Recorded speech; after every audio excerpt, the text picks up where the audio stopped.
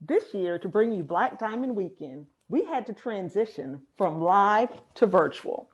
Instead of meeting in the boardroom to develop timelines, coordinate vendors, and select speakers, we met via Zoom. Putting this event together took a lot of people, moving equipment from one location into the other. We have monitors, AV equipment, backlighting, and drapes. Ladies and gentlemen, I bring to you Black Diamond Weekend. Good morning, everybody. I'm telling you, after that workout was amazing. I'm recovering, right? Oh, yeah, That's what that was. I think we're both recovering. Good morning. So let me go ahead and introduce. This has been amazing. I saw yesterday, today, amazing. So BK, our speaker that's coming up, BK is the founding chairman and CEO of Soulidifly Productions. It's a feature film and media investment company, and it's designed to promote more inclusive narratives in contemporary media. Soulidifly is the first independent film company to produce 4 films in their first year of business. River Runs Red, Atonement, One Angry Black Man, and Love.com, The Social Experiment. The author of 9 books and executive producer of 9 feature films, BK is also founder of Soul Vision Magazine and Soul Vision TV. Prior to becoming a full-time author and media entrepreneur, which is what we've been talking about, BK was a successful senior-level executive for the likes of Verizon, Time Warner, and AOL. Now, he's also held senior leadership positions, media, technology posts with the U.S. Department of Commerce and the National Urban League. BK is a Computer World Smithsonian Laureate Medal recipient, and his thought-leading papers on media and technology are permanently archived at the Smithsonian Institution. I'm excited. Wow. Well, thank you for that introduction. I really appreciate that. Good morning, everybody. And hats off again to Rita. I mean, I was needing oxygen there for a minute. So we're going to have a little fun this morning. I'm honored to be here. You've already made the right choice by participating in the Black Diamond experience, the Black Diamond Weekend. I asked the team to leave the chat open because I'm going to do something a little engaging and interact with you from time to time. And so your feedback will be helpful to me. Before I jump into the heart of the presentation, I'm going to leave some time for Q&A. So I'll go 10 minutes or so, and then we'll use the rest of the time in Q&A. Mm-hmm. But before I did any of those things, before I ran a multi-billion-dollar company for Verizon, before making my first film, I mean, our first film had John Cusack, Taye Diggs, George Lopez, and Luke Hemsworth, and it premiered in theaters. And people were like, BK, I saw real actors in your movie. And I'm like, well, that's what happens when you make real movies, because people often set the expectations low. What this session is about is your path to power and not blocking your blessings, setting that expectation high. You heard Les Brown talk yesterday about your story. So let me tell you a little bit about my story. I'm from Hampton, Virginia, right there from Hampton Roads. And I went to engineering school at Virginia Tech in Blacksburg. And my first couple of years weren't so good. I'm just gonna tell it like it is. I spent too much time playing basketball, spent too much time hanging out, dancing with the ladies, and too much time sleeping. That is not a formula for a stellar academic career. I started getting these negative letters from the registrar, probation, etc. So I figured I was gonna cruise through a couple of more easy classes and then coast my way out of Virginia Tech. I went to the library to plan my escape from Virginia Tech. And as God would have it, I ended up in the E185.5 section of the Dewey Decimal System. In any system in the world that uses the Dewey Decimal System, that's the section on our ancestors. And I started reading about Lewis Latimer and the incandescence in the light bulb that he invented, Granville T. Woods and the electric third rail. A lot of people don't know that the third rail in New York was invented by a brother, and he sold the patent to General Electric in 1901. I started reading about Elijah McCoy and others, and all of a sudden I said, wait a minute, I can do this work. I can do well here. And so I started going to class. I changed the people that I was hanging out with. And I went from the probations list to the dean's list to the board of directors of Virginia Tech. And I realized that reading, and changing that tape that was telling me I couldn't do anything to the tape that said I can do everything made all the difference. So that's lesson number one. Make sure you're listening to the right tapes. Make sure what you're telling yourself, what you're taking in, is the stuff that helps you on your path to power. Now, what I did today was I drew a chart. If I were with you, I'd have a blackboard or a whiteboard, and we'd write down some things. What I did today was I created a little chart. Can you all see this chart? I'm not going to keep it up here the whole time. But what it is, imagine it's a whiteboard, and it's got a big P in the upper corner and 3 small P's. And it's got this thing right here in the middle. So let's start with the big P. Again, focus on the goal. So does anybody want to type down here what the big P is? What do you think it is? I'm going to save you some time. It's your power. The top of the chart. That's where your power is. Okay. Now I want to talk about these little P's. These little P's. Some people put in power. Okay, yeah, but power. The little P's. The first little P, you know what it is. Now if my mom was on here, she popped me on the ear if I said it the way I often say it. So I'm going to say it. I'm going to use my good words. The little P is your privates. Okay, we get to a place and we figure out we have these things called privates. The next P are your possessions, your stuff. You start getting cute. You want your little earrings in. You got to get your nails did. You got to get your rims on, shining and stuff on your whip. For some of us, it's early parenting, but these things happen. And you figure out your privates, you start connecting with folk, and then you want your little bling and stuff to help you with the folk that you're attracted to. And then at some point, that next little P is you need your paper, because everybody is not going to take care of you for the rest of your life. So you need the money. So then you get a little job, you get a little hustle somewhere, you do different things to make the money. And so by the time we get focused on these 3 little P's, we get stuck and we get off of our path to power, our education, our training, building our skills, connecting with mentors, collaborating with other businesses. Well, that's what gets you to your power. Because if you can stay on your path to your power, and once you get that power, you get everything in abundance, everything. And that's part of the secret. Keep going, do not stop. When I was on the probations list, I had cut off my power. I was out there focusing on the girls and the dancing and doing my thing. But then I shifted that up. And now I'm married to my soulmate. My biggest problem most days is which car I'm going to drive. It's a beautiful life. And I want it for you, and you can have it. Because if I can do it, I know all of you can do it. Every single one of you. But you have to get to your power. Now I'm going to play a little trick on you. Look at this right here. What's this right here? Type it in the chat. What's this right here? What do you see? What do you see? Let me see what people are going to put. Go ahead. What do you see? Clear. Right there, right here. I got my finger on it, right there. All right, what do you see? People say they see a path, they see time, a timeline. Okay, that's good. Stop right there. You know what this is? Distraction. You know what this is? This ain't nothing but a line. It's a line, okay? It ain't nothing but a line. One of the things that entrepreneurs do, I was talking to the founder of Netflix, I interviewed him for my magazine. And what he said was, BK, people build these scaffoldings of a business. They get the business plan and go business plan crazy. And all of a sudden it's this big scaffolding of a thing, and it gets so big that they can't even do the work. They can't even get it done. The win is in the work. Don't make it such a big deal. Now I'm gonna show you the universal secret of success, because y'all have some good ideas over here.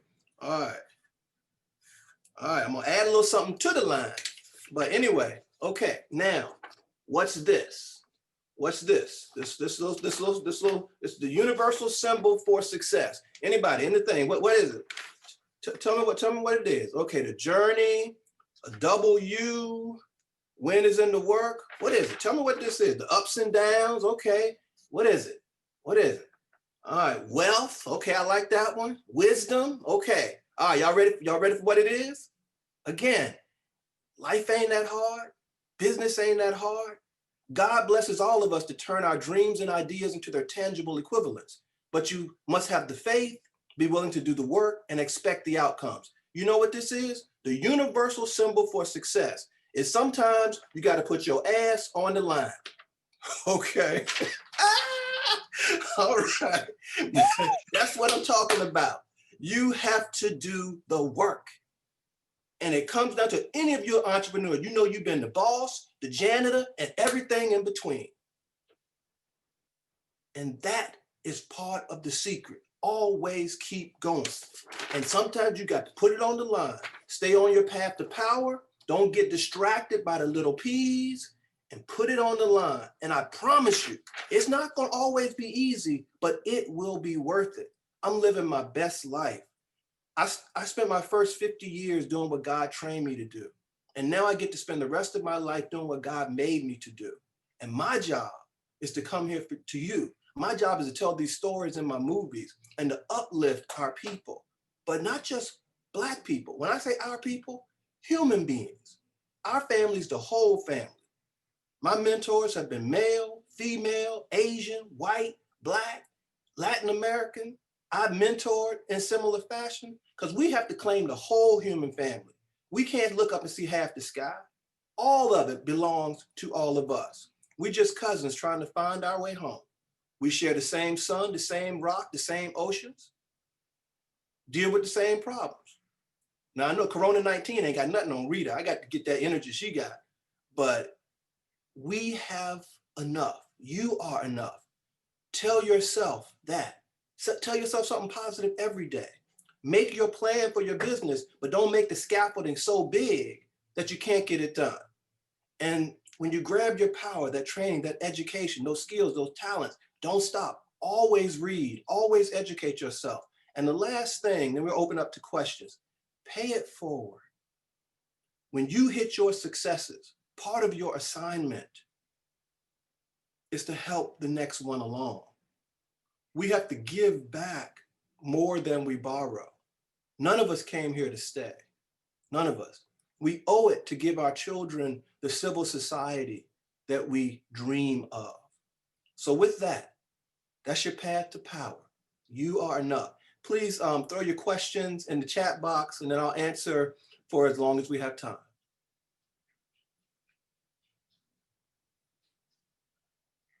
And go ahead, you can go ahead and type your questions in now and I'm ready for you. Let's see, all right, now I know somebody got some questions, all you brilliant people up here.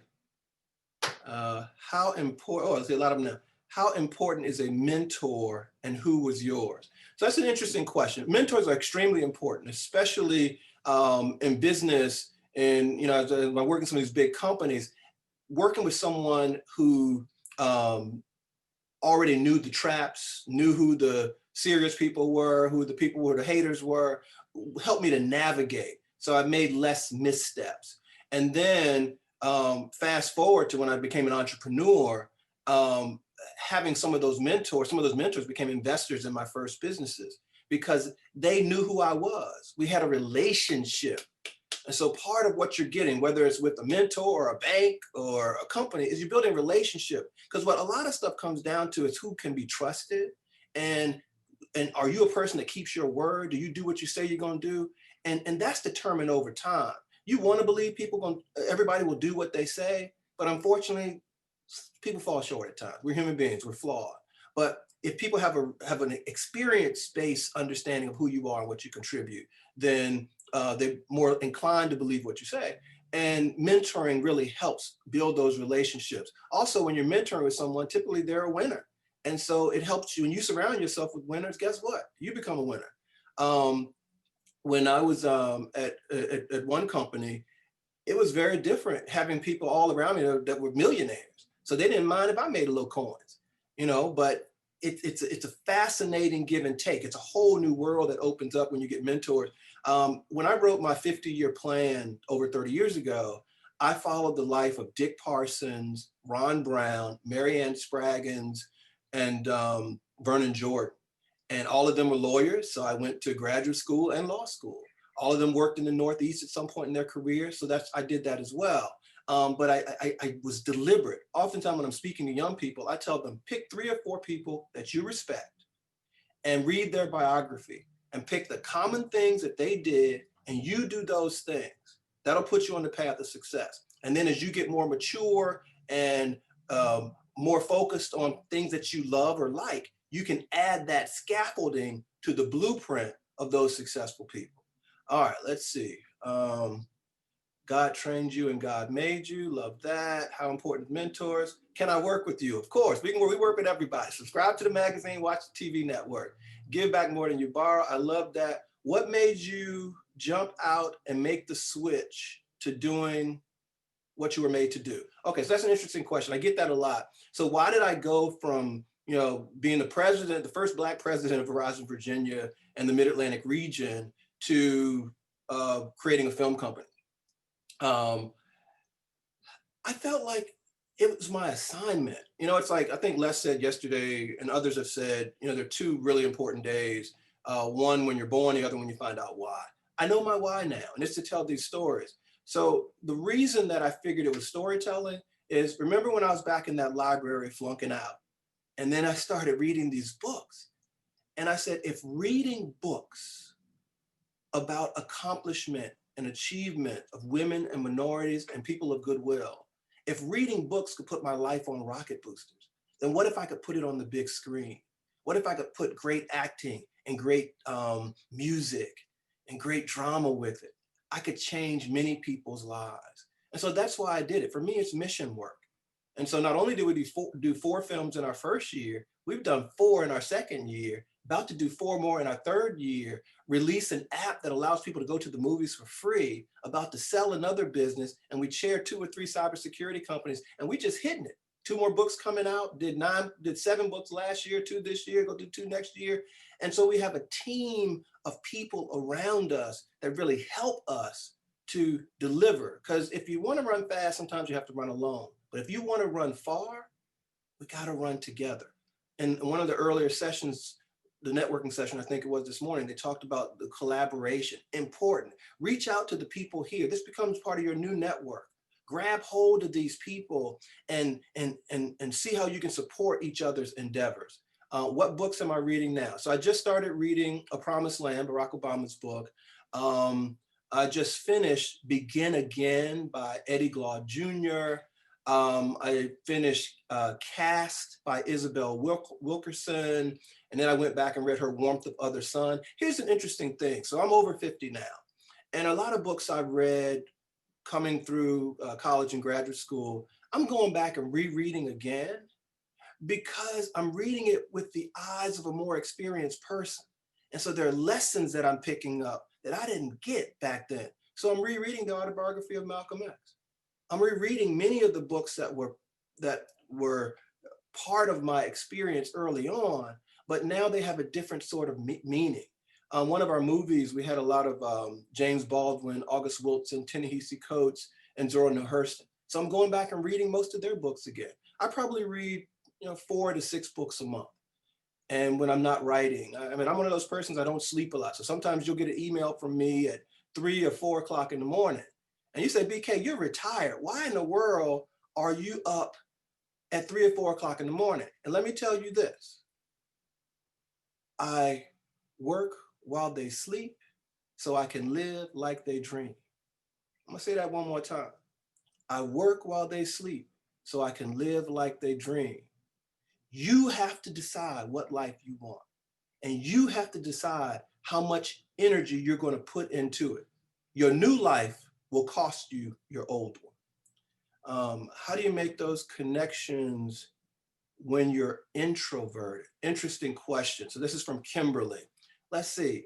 All right. Y'all not gonna believe this, but I'm actually shy. So how do you make those connections when you're introverted? life, living, you overcome stuff.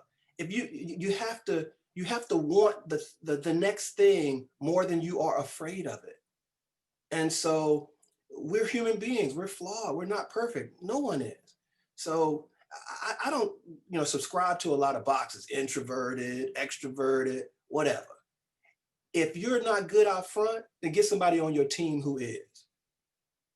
If you're really good out front, but don't have a back office worth a damn, then get somebody who can handle the back office. Okay. But you get the pieces you need. So on my team, I never made movies before until, a couple years ago. So I went and got people that made movies.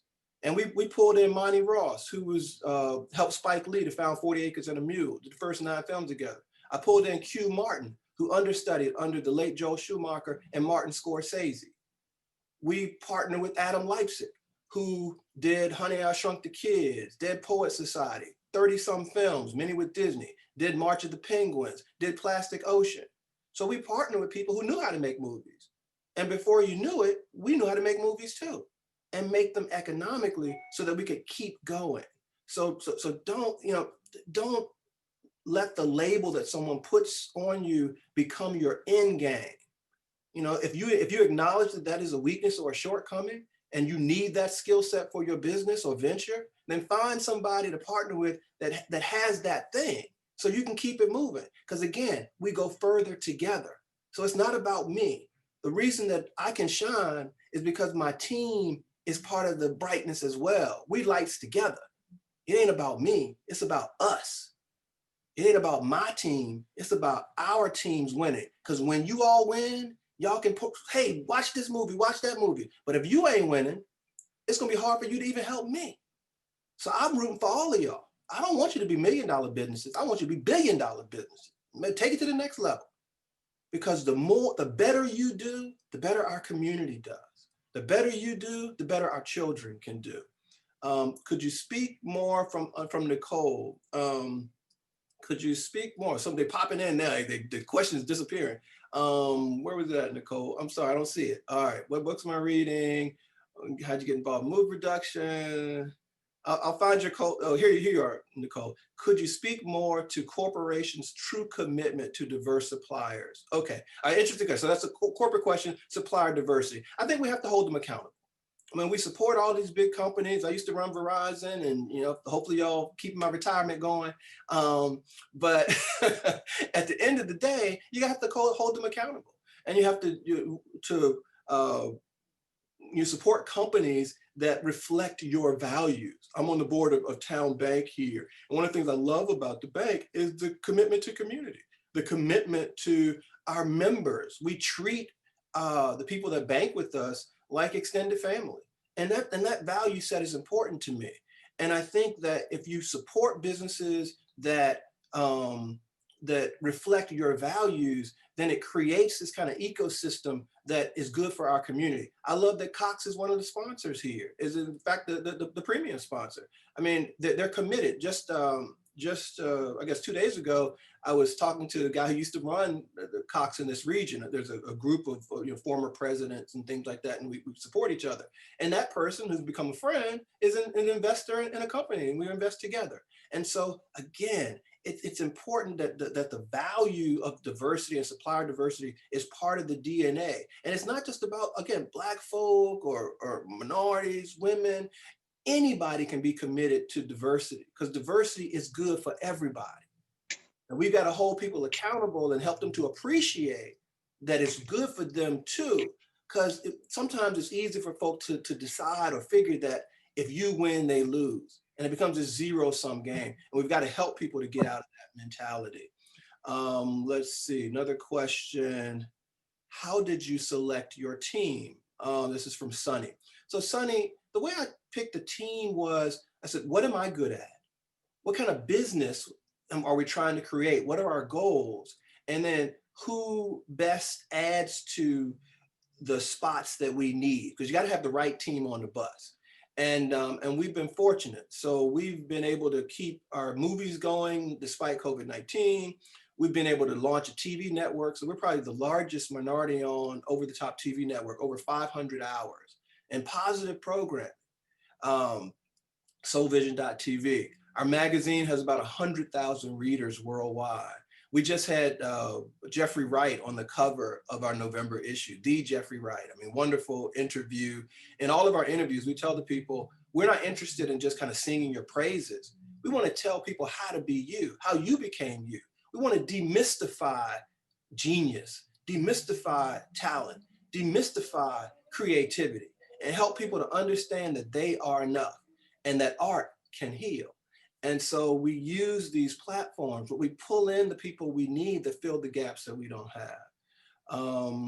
Let's see.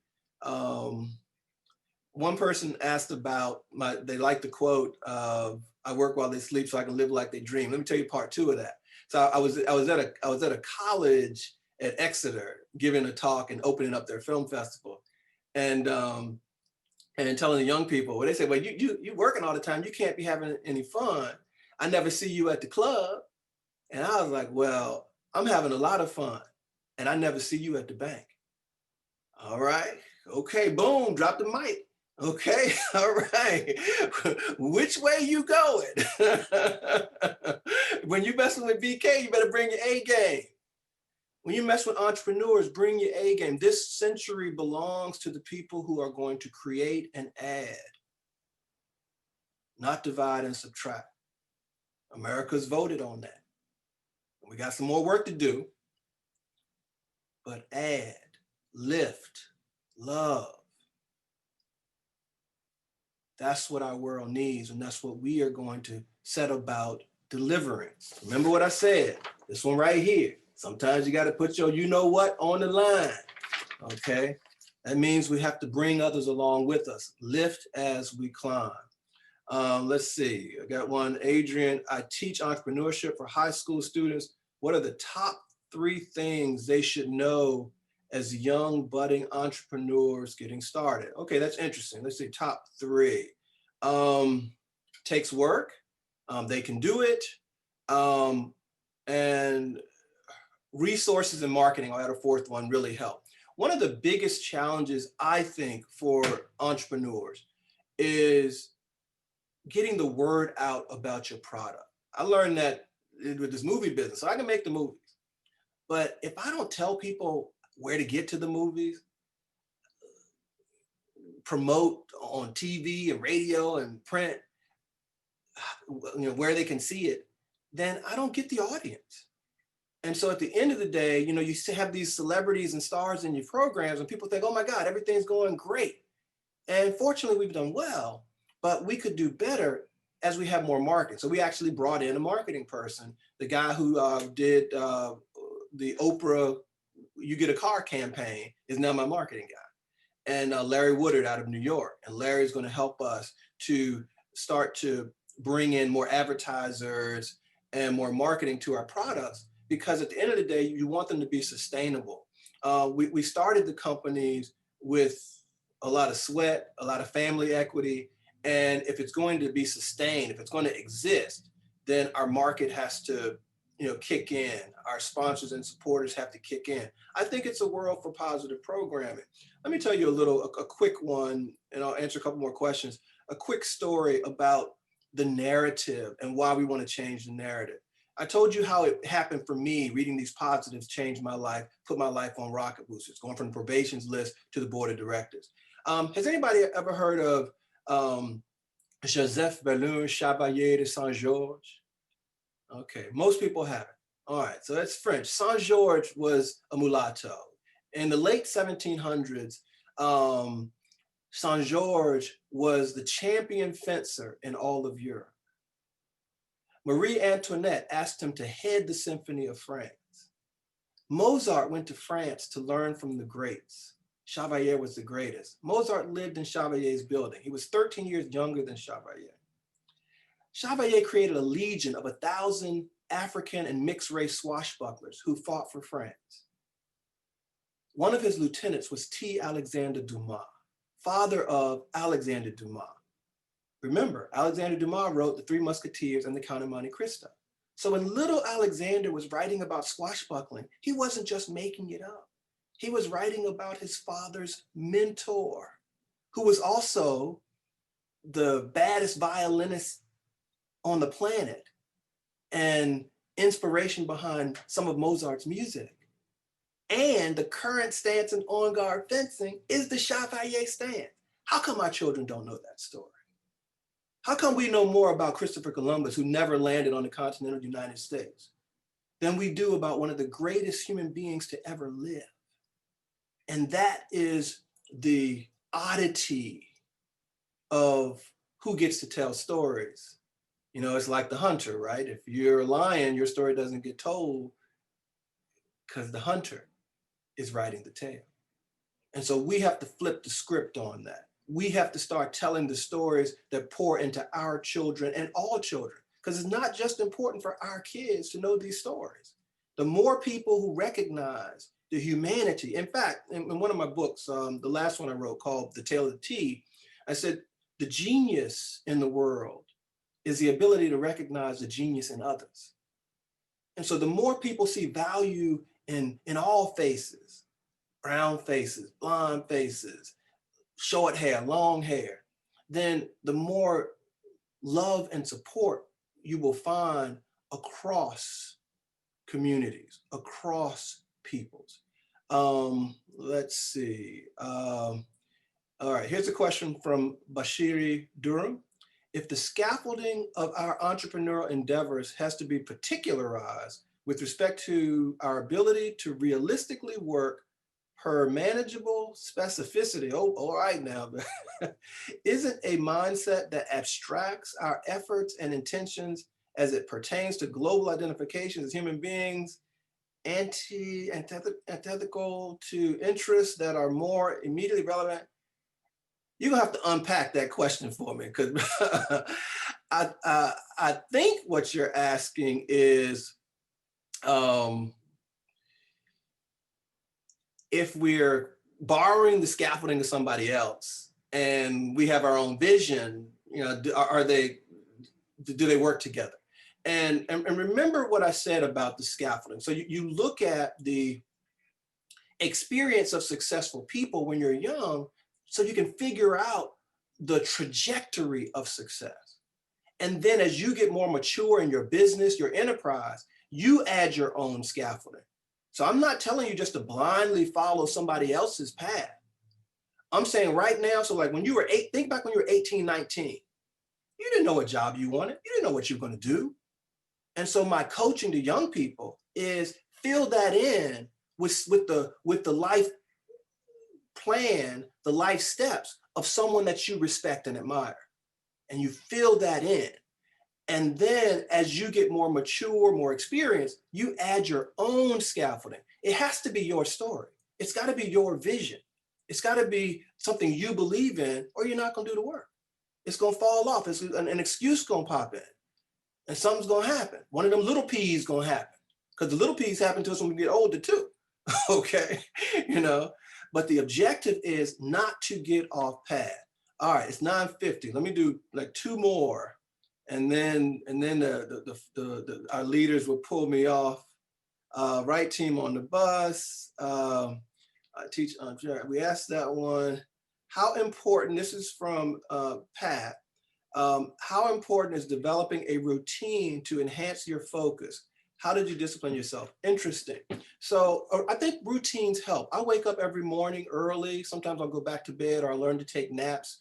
I'm a big reader, as I said. So once I figured out how important sleep was, I try to get like 6 to 7 hours a day now. I used to do about 3 or 4. When I was in law school going at night, my routine was I'd get up at 4 in the morning, study from 4 to 7. I'd get on, you know, eat a quick breakfast, usually a bowl of cereal or something, go to law school from Harlem down to New York Law I go to work, and then work till 6 or 5:30, get to class downtown at 6 o'clock, do Socratic method from 6 to 11, 6 to 10, work in the library from 10 to 11, get back on the subway, go back to Harlem, get home about midnight, grab whatever was on a hot plate, and then get up and do it again every day for 4 years. That got me through law school. It made a difference. But what it's created is a person who knows the potential of all of us. And I want to play up faith a bit because it's critically important, especially now we kind of locked at home. We miss seeing each other. We can't be there in person to give each other a hug or a high five or that a boy. And that human touch is important, but draw on your faith and your tight circle. And because you can be whatever you decide you want to be and you're willing to work for. We have Raheem Devon in one of our movies. It's one on Netflix called Love.com Social Experiment. He said, BK, you can use all the songs I got. Well, you have to have a thing in film called sync licenses. If you don't have the sync licenses, you can't put them in the film because the people who own the lyrics or whatever can sue you and get money. So one of the songs is owned by the Isley Brothers, and they wanted $500,000 for the sync license. They oh no, we can't, no, we ain't gonna do that. No, thank you, brothers. Y'all keep singing between the sheets and all that. That's good. No, thank you. And we ended up bringing someone in to write for us, and we actually went downtown Richmond and created songs. And your boy even woke up in the middle of the night and wrote a song. And it's actually on the soundtrack. I wrote a little song from a lady. I don't know if she's listening, but will you lean on me? Baby, can I lean on you? So I wrote that song and put it on the soundtrack. But again, we have to be multi-talented. You can do whatever it is that you set your mind to. And as long as you're willing to do the work, have the faith, and expect the outcome. I have thoroughly enjoyed my time. Happy to be in touch with any of you. BK Fulton at Soulidifly.com is my email. And that's it for me, unless we need to keep going. Moderator, host, you tell me. Well, we thank you so much for your time this morning. It has definitely been a word, and what I take from it is the win is in the work. Yes, for sure. Thank you so much. All right, thank you, everybody. All right, be blessed. Be blessed.